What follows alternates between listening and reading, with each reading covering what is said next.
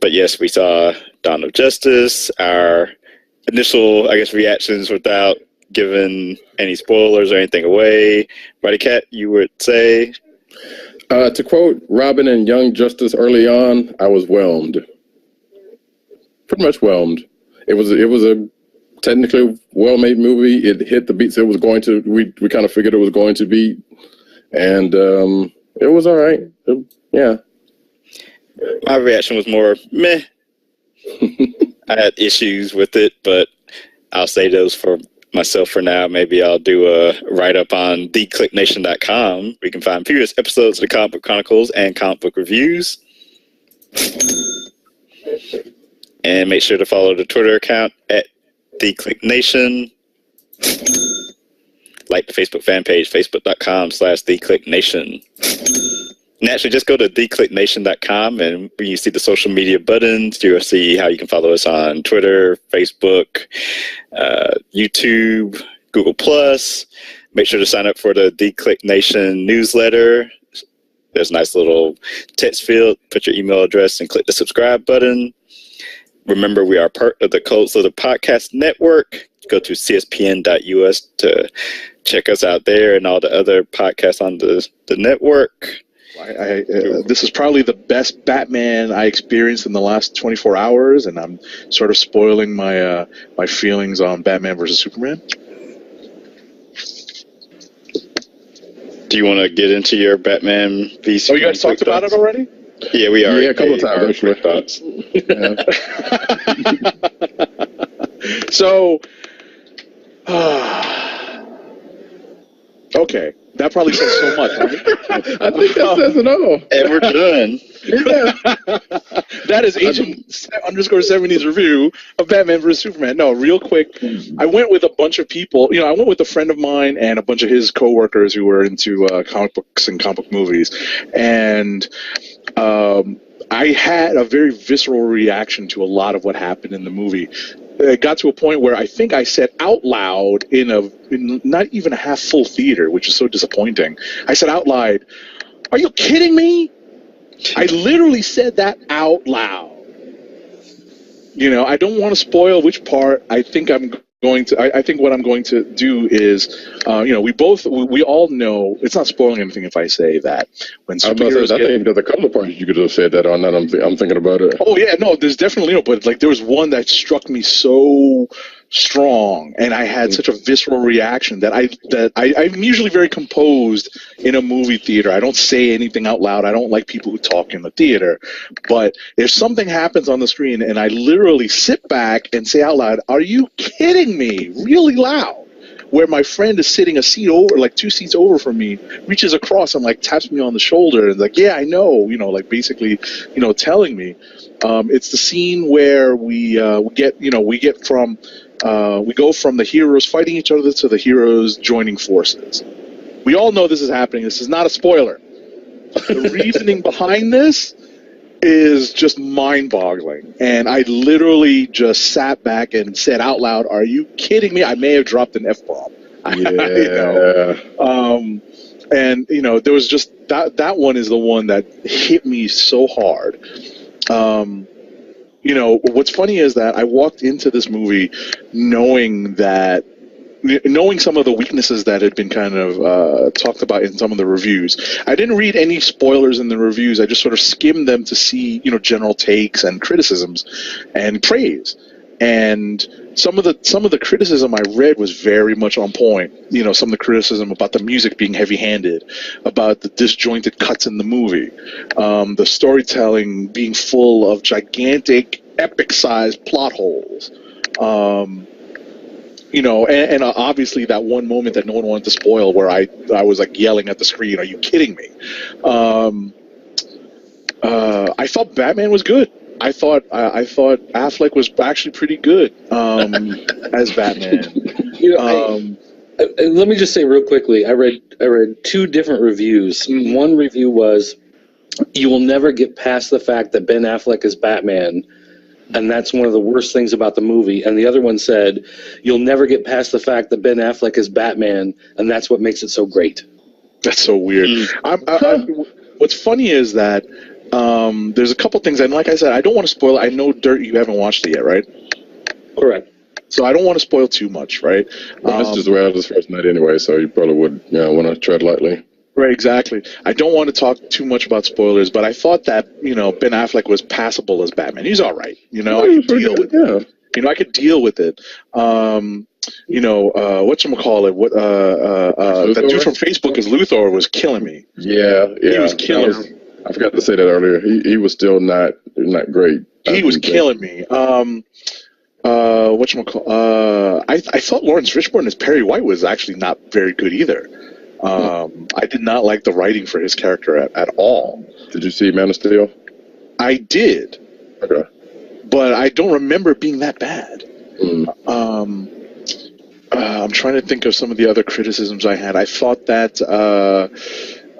there's a couple of scenes. What's funny is that there's a couple of scenes. I haven't played the Batman Arkham Asylum video games lately, but one of my friends who watched the movie with me was saying how there's a particular scene that's almost lifted right out of the video games. I'll leave you guys to figure that one out. It's it involves like a lot of like the Batman the combat style. Yeah, it's lifted almost right out of the video games. Let's see. I thought that a lot of the cuts in the beginning of the movie were just very awkward. Dirt, I'm not spoiling anything for you when I say that we don't necessarily need to see another origin of Batman, but I thought it was necessary. Yeah. Why is it necessary? It's necessary because there's always going to be someone that's never seen it on screen before. Plus, it ties into something that happens later on in the movie. Exactly. But like I said, it doesn't. I'm not ruining anything by saying that it happens because it happens in every freaking Batman movie. Which is weird because that I'm not without saying the thing. I was like, you know what? I didn't even think about that particular tie. Mm-hmm. So. Let's see. What else? Oh, without they tried to get rid of the Justice League stuff. Yeah, there's lots of that. There's lots of that. Yeah, there's definitely lots of that. Most parts I kind of enjoyed a little bit, though.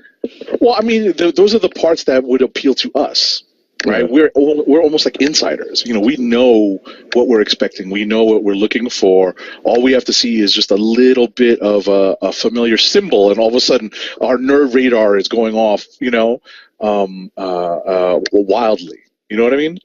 Like the icons, the symbolic representations of these characters on the screens. As soon as you see that, you know what's going on. I'm trying to think of what else. There's so much that bothered me. I'm trying not to spoil anything. It's just a hard movie to watch. Let's put it that way. It's difficult to kind of slog your way through it. That was a lot of what I read too. And Dirt, I don't want to prejudice your thinking on this, but I watched. No, you're fine because I've read a bunch of stuff about it. Right. Did you watch the Rotten Tomatoes score go down? Well, the funny thing is I saw the professional one was 20% or 30%, but the fan review was like 78%. Because they're insane. The freaking fanboys are out there. I don't know what they're watching. Well, because a lot of the reviews I read, and I talked about this a little while ago, was that people are complaining in the reviews that it's not fun and there's no camp to it, and you don't get all the fun little one-liners like you get in the Avengers movies, which my point was it's not supposed to be a movie like that. It's possible to make superhero movies that are not all the same. That don't all play off like a fun, Saturday afternoon show for kids with a little bit of extra foul words, mixed in with it. The adults, right?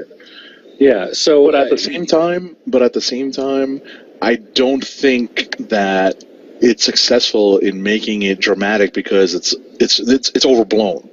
It's so heavy and ham-handed that it doesn't come across as anything that you can take seriously, and that's the biggest problem. My favorite headline review, I forget, it might have, I don't know which website it was. It said it was the showgirls of comic book movies. Okay, now that's just. I couldn't get that heavy-handed. I couldn't get that out of my head. Well, there was one review that people kept linking where it said, The movie is no fun. It'll make you hate superheroes, something like that. I don't know if it goes that far. No, that's going too The far. review linked back to GQ, which was strike one. The reviewer said she absolutely hated Man of Steel, so that was strike two. And then she said the much better movie that everybody should find their way to see is The Man from U.N.C.L.E., which starred Henry Cavill. Wow. And I was like, okay, you are now disqualified from the internet. Just stop now. I still want to see that movie, but I don't know about all that. Wow. Hey, guess what? The Rotten Tomatoes score is going down to 30%. Oh, my God. I said it again, I don't really... Rotten Tomatoes is not a good benchmark for anything. I would say the same thing about Metacritic, but that's just... No, but you know what it is? It's a measurement, you know? It's what it is. It's a measurement. It's a poll, you know? Yes. So...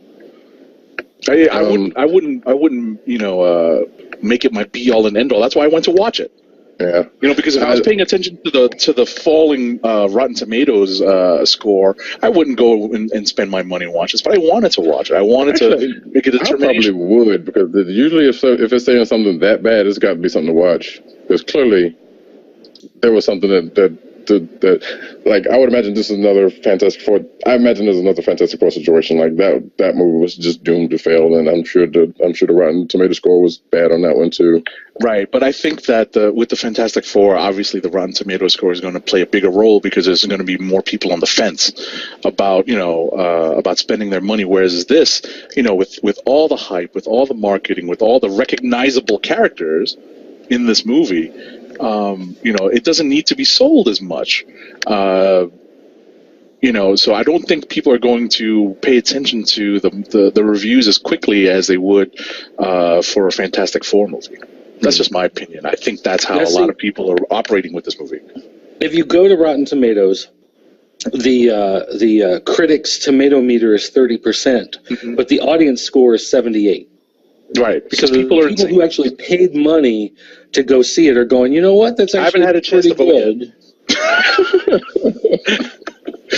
Yeah, but aggregately, I don't think you're gonna.